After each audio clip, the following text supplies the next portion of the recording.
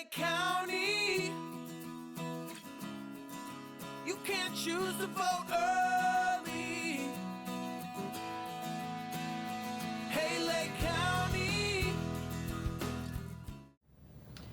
Hi, I'm Michelle Fateman, the Director of the Lake County Board of Election and Registration, and in this video we're going to discuss how to apply, vote, and return your absentee ballot by mail.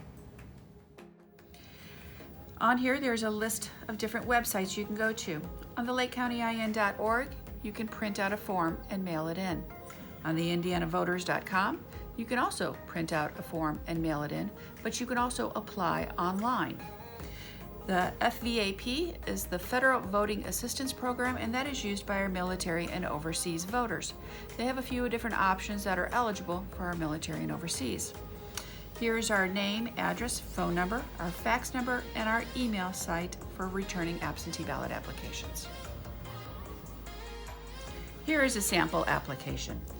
At the top you will fill in the name and address of the voter. The voter will then mark if they have a different address where they would like their ballot mailed to. In a primary election, which is held in May, you would fill out your party affiliation. For the general election, that is not required.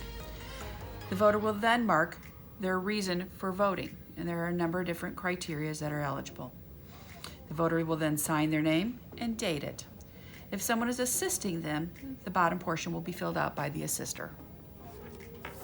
You can then return your application by many different ways: by mail, in person, fax, or email. Enclosed in your envelope, you will have various materials. First thing is your official list of candidates. Second is your ballot card. These have red numbered ovals on them. These numbers correspond with the list of your candidates. You will also have a secrecy envelope. And on the secrecy envelope, there will be two sets of initials. This is used for two different purposes. One, to keep your ballot card safe so no one could ever look through your envelope. And also, in a general election, if there were to be write-ins, you would write in the candidate's name and the office and their party affiliation. That's only in a general. You will also have your affidavit envelope. Important thing on here is make sure the voter signs. You will also have your voter's absentee bill of rights. For voting, you would review the list of candidates. Find the candidate of your choice, find their corresponding number on the card, color it in with a number 2 pencil. Simply darken in the oval circle. Review each person on your ballot and mark accordingly. Once complete, you would take the ballot card. Always ensure that there are 2 sets of initials on the back of the card. If you were to ever receive a card that does not have 2 sets, please call up the election board so that way we could remedy the situation. But after you're finished voting the ballot, you will stick it inside the secrecy envelope. Stick that inside the affidavit envelope and seal it. Again, the voter must sign in a signature matching the signature on the application. If someone is to assist the voter, they will fill out the bottom portion here of the person individually assisting. Again, the voter must mark their own ballot. The assister can assist them in sealing the ballot, but not in the marking of the ballot. All that is included on our voting instructions. On the back side of your information is instructions on voting. So if you're doing straight party, individual tickets, independent candidates, write-in voting, and so forth.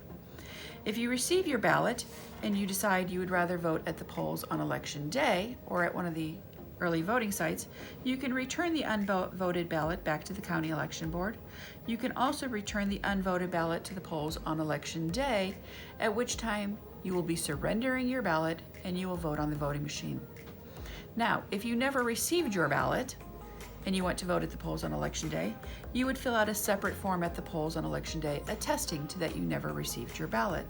And again, you would then be eligible to vote on the voting machine. When returning your ballots, you can simply deposit it in the United States postal system. The postage has already been paid and no stamps are required. If you are hand delivering your ballot, The voter or a member of the voter's household or a voter's attorney in fact are the only ones that can return the absentee ballot to our office. Keep in mind, again, only the voter, a member of the voter's household, the voter's attorney in fact, may touch a ballot. Applications, anyone can touch those, but for a ballot, it is only these specific individuals. So again, easiest thing is drop it in the United States Postal System. Keep in mind, giving them time to get it here by Election Day at noon. Hey, Lake County, you can't choose the voter.